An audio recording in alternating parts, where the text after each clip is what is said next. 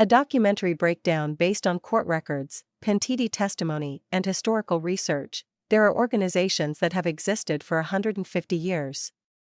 They survive wars, revolutions, government crackdowns, mass arrests, betrayals from within. They lose leaders, lose territory, lose money, and keep existing. How? That is the question politicians, investigators, journalists, and scholars have been asking for generations. The answer that everyone who has studied this deeply enough arrives at is the same: they survived not because of money and not because of violence. Money comes and goes. Violence breeds resistance. They survived because of a system, psychological, ritualistic, almost religious in its nature. A system that transforms a person not simply into a member of an organization, but into a carrier of a particular identity. A person for whom belonging to the structure becomes part of who he is. That system, its history, its mechanics, and its logic, is what this text is about. Everything discussed here is based on documented sources: testimony of pentiti, repentant mafia members who gave evidence to Italian and American courts, trial records from the most significant prosecutions, academic research and investigative journalism conducted over decades. This is not secret knowledge. It is history that few people have bothered to study systematically. Let us begin at the beginning. At the moment when an ordinary person stops being one, the Italian word combinato, literally combined, bound, in the context of Cosa Nostra means a person who has passed through the initiation ritual. Before that moment you may work for the organization for years, carry out assignments, earn money, enjoy its protection, and still remain an outsider. Associato, associated, but not a member. The difference is fundamental and absolute.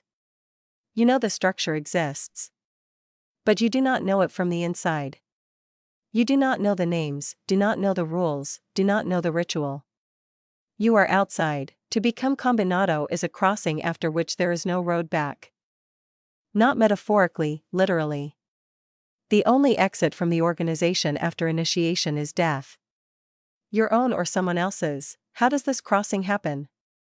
Thanks to the testimony of several dozen pentiti, above all Tommaso Buscetta, one of the most famous and detailed witnesses in the history of Italian anti-mafia prosecution, the procedure has been described with a high degree of accuracy. Buscetta gave evidence to Judge Giovanni Falcone in the 1980s and described a ritual that, by his account, had not changed fundamentally over decades. The candidate for initiation does not come forward himself. He is never invited directly and even less openly recruited. The process begins with observation, long, sometimes lasting years. He is watched, evaluated. Several questions determine whether the candidate is suitable. The first and most important: is he an uomo di rispetto, a man who is respected? Does he have a reputation for being reliable, silent, a man of his word? The second: is he capable of violence if required? In traditional Cosa Nostra this was verified in a concrete way: a candidate might be assigned a killing. Not always, not in every clan, not in every historical period, but this practice is documented. The third question: is there anything in his background that makes him unreliable, connections to the police, debts, unstable behavior? If the answers are satisfactory, the next stage begins. The candidate is told that someone wants to speak with him. The meeting place is always closed, private. Several people present. There is no formal announcement, just a meeting, an ordinary conversation, which everyone understands correctly. The initiation ritual itself in Cosa Nostra, according to descriptions by Buscetta and other pentiti, is short and very specific. The candidate is asked whether he knows why he has been invited. The correct answer is no, I don't know, though both sides understand this is a ritual ignorance. Then comes the explanation, brief, without unnecessary words. They explain what Cosa Nostra is, what it means to be part of it, what it demands and what it provides. And they explain the most important thing: entry is possible, exit is not. Then comes the burning. This is perhaps the best-known element of the ritual, one that has entered mass culture, and at the same time one of the least understood. The candidate is given a religious image to hold, in Sicilian tradition most commonly an image of the Madonna or a patron saint, the specific choice varying by clan. The image is set alight. The candidate holds the burning paper in his hands, until it burns out or until the heat becomes unbearable. And in that moment he pronounces the oath. The text of the oath is reproduced with slight variations across different sources. But the substance is the same. The meaning is roughly this: may my flesh burn like this fire if I betray my family. The word family here does not mean biological family, it means the organization. The clan. The structure, the psychological mechanics of this ritual are well understood from anthropology and social psychology. Long before the Mafia existed, people used pain and fire in initiation rites to create unbreakable bodily memory. You are not simply pronouncing words, you are pronouncing them at a moment of physical discomfort, at a moment when the nervous system is aroused. The body remembers this differently from an ordinary conversation. It becomes not merely words, it becomes experience. After the oath comes another element, a prick of the finger. Blood. Again, a physical, bodily anchoring of the moment.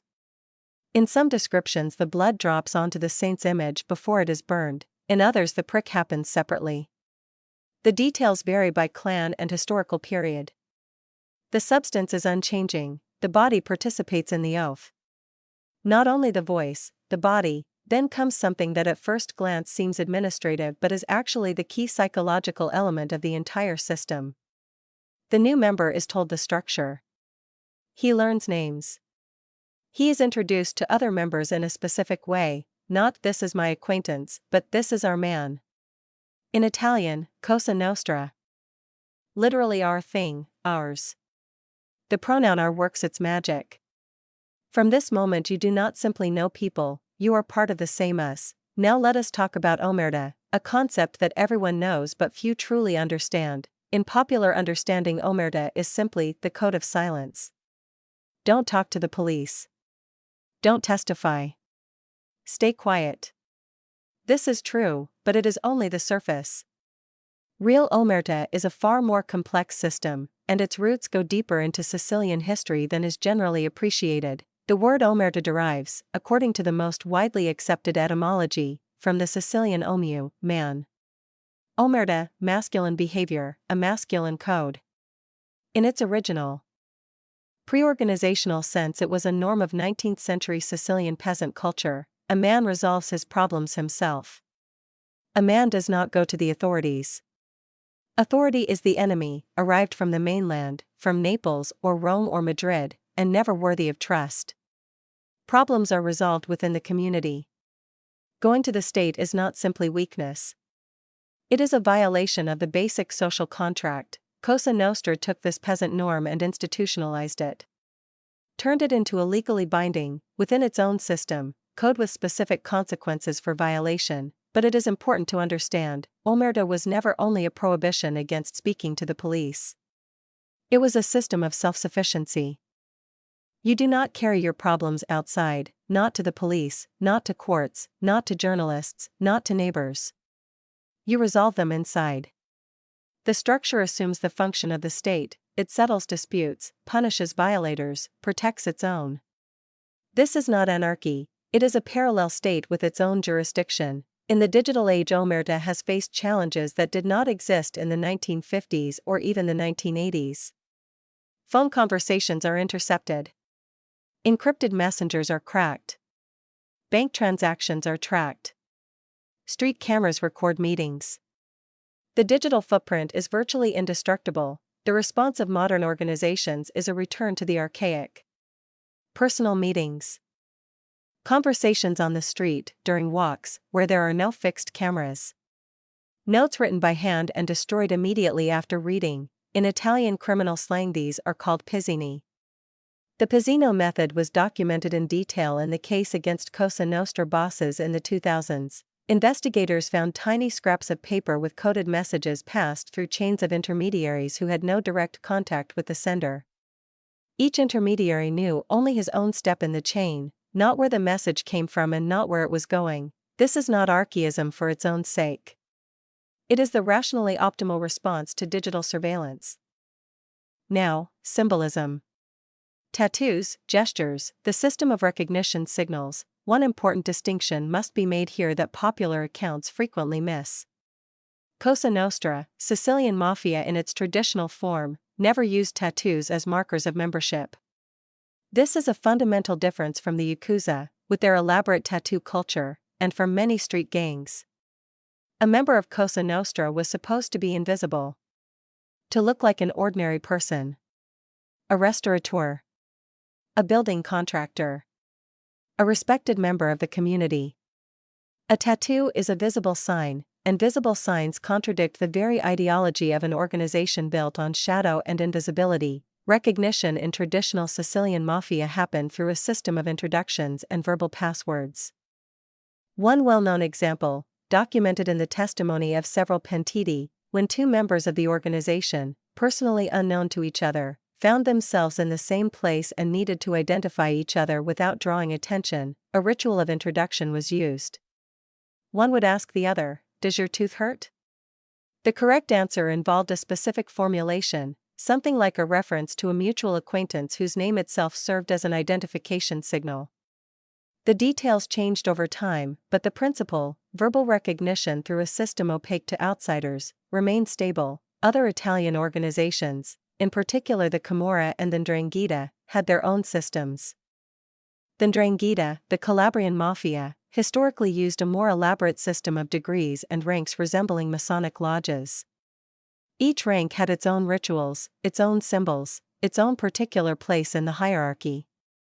This system, in the view of several researchers, made the 'Ndrangheta more resistant to penetration by investigators than the flatter structure of Cosa Nostra. In American Cosa Nostra, the Italian-American family studied in major federal prosecutions. The initiation ritual was borrowed from the Sicilian original but adapted. The famous Valachi hearings of 1963, the first public testimony by a member of the American Mafia before the United States Senate, provided the first documented version of the La Cosa Nostra ceremony for an American audience. Joseph Valachi described the initiation ritual in detail, including the burning of the image and the oath. His testimony was a sensation precisely because it brought this information into the public domain for the first time. Now for the darkest part. What happens to those who violate the oath? In any system built on trust and silence, the breaking of that silence is an existential threat to the entire structure. Not merely a problem, a threat to existence. This is why the response to betrayal in such organizations has always been absolute. The concept of infame, literally dishonorable, in the language of Cosa Nostra meant a traitor. A person who had given testimony, gone over to the enemy, or simply violated omerta. The status of infame was worse than death in a cultural sense. It was the complete and public destruction of reputation, which in this world was the only real currency of value. Cultural destruction was followed by physical destruction. Historically documented practice shows several consistent patterns. First, the threat extended not only to the traitor, but to his family. This was a deliberate element of the deterrence system. A man knew that his betrayal would endanger not only his own life. This raised the threshold of betrayal to an extreme height. Second, the manner of execution sometimes carried symbolic weight. In the 'Ndrangheta, according to Italian investigators, there existed a practice of lupa bianca, literally white shotgun, which meant the disappearance of the body. The absence of a body denied the possibility of burial, of funeral rites, of a grave, meaning it destroyed not only the person but the memory of him in the sense understood by traditional southern Italian culture. This is brutal. It is documented. And it is important to understand as a system, not as random violence, but as a rational architecture of deterrence built into the code from the very beginning. Why did this system work for so long? That is the central question. Researchers who have studied Cosa Nostra, above all the American sociologist Diego Gambetta, author of the classic work The Sicilian Mafia, The Business of Private Protection, and historian John Dickey, arrive at similar conclusions. The Mafia survived not despite the state, but instead of it, or alongside it, in the space the state did not fill. In southern Italy in the 19th and early 20th centuries the state was weak, distant and perceived as hostile. Contracts were not enforced through courts, The courts were corrupt or inaccessible. Property was not protected by police, the police were unreliable. In this vacuum, Cosa Nostra offered an alternative: we will ensure that contracts are honored. We will protect property. We will settle disputes. In exchange, money and loyalty. This was, in essence, a state function being performed by a non-state actor. And this is precisely why the organization gained support, not from fear alone, but from a genuine need for what it was offering: rituals, codes, omerta. This was not merely theater. It was a mechanism of trust. In a world where there is no external legal system that can be trusted, an internal system with lethal stakes for violation was the only way to create reliability. You know your partner will not betray you, because the cost of betrayal for him is fatal. This creates a particular kind of trust, cold and rational, not based on affection or friendship, but absolutely functional. Italian judge Giovanni Falcone, killed in 1992, understood this mechanism better than most and wrote about it clearly. The Mafia is not a monster or an octopus. It is a human phenomenon, and like all human phenomena, it has a beginning, an evolution, and an end. He was speaking about the fact that to fight the system you need to understand it from within, how it is constructed, why it works, what makes it durable. This very understanding led him to create the Maxi-Processo method, mega trials that prosecuted not individual criminals but the structure as a whole. And this same understanding made him so dangerous that in May 1992, on the motorway outside Palermo, half a ton of explosives detonated beneath his car. You cannot defeat a system without understanding it. Understanding is the first step. All facts presented in this text are based on the following documented sources: testimony of Tommaso Buscetta to Judge Giovanni Falcone, 1984 to 1985, testimony of Joseph Valachi before the United States Senate, 1963, records of the Italian Maxi-Processo, Palermo, 1986 to 1987, academic works by Diego Gambetta, The Sicilian Mafia, The Business of Private Protection, 1993, and John Dickey Cosa Nostra, A. History of the Sicilian Mafia, 2004, materials of the Direzione Investigativa Antimafia, DIA, for the years 1991 to 2010. None of the details presented here are secret or exclusive. All of this information is available in academic and legal sources in the public domain.